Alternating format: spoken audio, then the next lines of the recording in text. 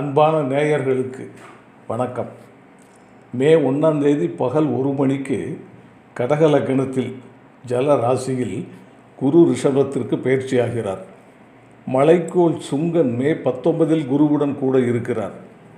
அந்தணனும் அதாவது குருவும் அம்சத்தில் மீனத்தில் ஆட்சி பெற ராசியில் ஜலராசியாகிய விடத்தை, அதாவது ரிஷபத்திலிருந்து, விடம் என்றால் விருச்சகம், ரிஷபத்திலிருந்து விருச்சகம் என்ற ஜலராசியை பார்வையிட நிச்சயம் இந்த ஆண்டு நல்ல மழை பொழியும். ஒரு குரு பெயர்ச்சியில் திருச்செந்தூர் சென்று வர திருப்பம் உண்டாகும். அதுபோல் மிக முக்கியமான விஷயம், நாம் ஜாதகத்தை பார்க்கிறோம். தனிப்பட்ட ஜாதகங்களை தொட இறையருள் வேண்டும். அப்போதுதான் இந்த பிரபஞ்சம் நிறைய சிக்னல்களை காட்டும். பார்க்கும் முன்பே பல அடிப்படை விஷயங்கள் தெரிந்துவிடும். ஜாதகம் பார்க்கும்போது நல்ல ஜோதிடர் அதை உறுதிப்படுத்தி கொள்ளவும், மேலும் என்னென்ன அமைப்புகள் இருக்கின்றன என்பதை தெளிவாக சொல்லவும் முடியும். ஜாதகத்தில் 2 பகுதிகள் உண்டு. ஒன்று மேலோட்டமானது, இன்னொன்று இரகசியமானது, ஆழ்ந்த மறைபொருள் உள்ள பகுதி.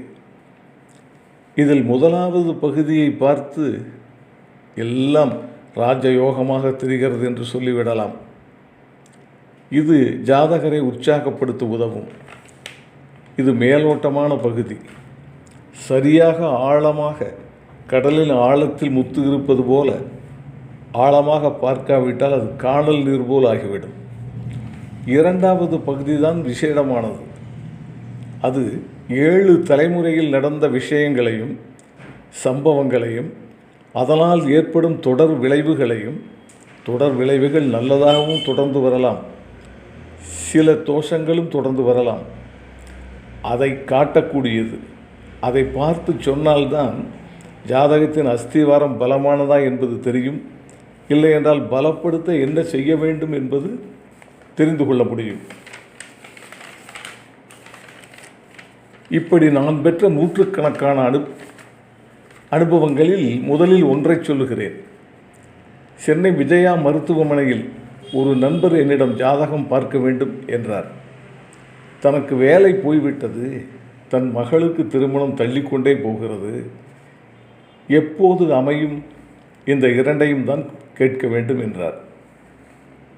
நான் கவனமாக பார்த்து ஆழமாக கவனித்து நான் வணங்கும் முருகனை வேண்டி, இன்னும் 15 நாட்களில் உங்களுக்கு வேலை கிடைத்துவிடும், ஒரே மாதத்தில் உங்கள் பெண்ணின் திருமணம் உறுதியாகிவிடும் என்றேன். எனக்கு கிடைத்த ஆழ்மனதில் கிடைத்த அதிலிருந்த பலன்கள் எனக்கு கிடைத்ததன்படி நான் கன்ஃபார்மாக உறுதியாக சொன்னேன். கொஞ்ச நாள் கழித்து என்னை சந்தித்த போது 2ம் நடந்துவிட்டதாக சொன்னார். பரவாயில்ல, இதை மட்டும் சொல்லியிருந்தால் போதும். ஆனால் இறைவன் கொடுத்த ஞானம் வேறு ஒன்றை சொல்ல வைத்து விட்டது. நான் கேட்டேன் அவரிடம், உங்கள் தாத்தா காலத்தில் அரண்மனை, வயல், அதிகாரம் என வாழ்ந்திருக்கிறீர்களே என்றேன்.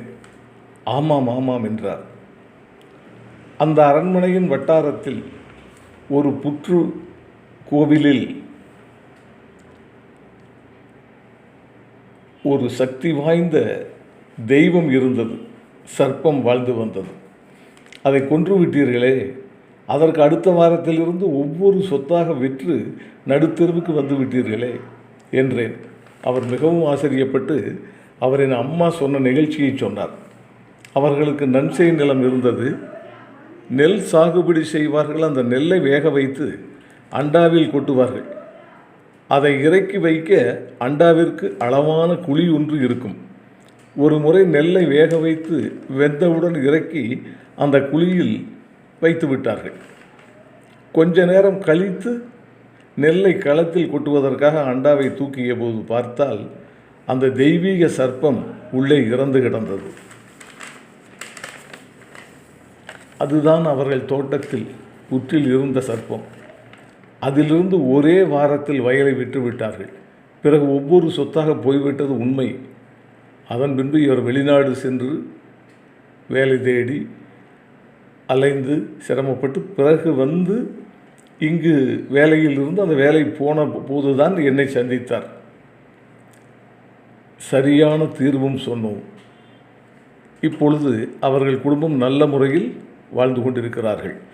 அந்த சர்ப்ப தோஷத்தை போக்குவதற்காக அந்த சர்ப்பத்திற்கு ஒரு சிறு சர்ப்பம் செய்து வைத்து சரியான பூஜை செய்து தொடர்ச்சியாக அதை செய்து கொண்டு வர சொன்னோம். மேலும் சில பர்சனலான விஷயங்களையும் சொல்லி இன்று அவர்கள் நல்ல முறையில் இருந்து என்னை எப்பொழுதும் பார்த்தாலும் வாழ்த்துகிறார்கள். எனவேதான் பணிவோடு சொல்லுகிறோம், இறையருள் கைகூடினால்தான் ஜோதிடம் பலிக்கும் என்பது உண்மை. அப்படிப்பட்ட ஜோதிடர்கள் நிறைய இருந்தார்கள். அவர்களெல்லாம் எனக்கு குருநாதர்கள். கோபியிலே கூட மந்திரிபாளையம் சுவாமிகள் இருந்தார். அதேபோல இங்கே வெங்கடேஸ்வர சர்மா என்பவர் இருந்தார். நெல்லை வசந்தன் இருந்தார். இவர்களெல்லாம் எனக்கு குருநாதர்கள். என்னை விட அப்படி பார்த்த உடனே சொல்லக்கூடியவர்கள், பரம்பரையில் நடந்ததை, நடந்து கொண்டிருப்பதை எல்லாம் சொல்லக்கூடியவர்கள். நான் அவர்களுடைய வழியிலே இறைபலத்தோடு இதையெல்லாம் சொல்லி கொண்டிருக்கிறேன்.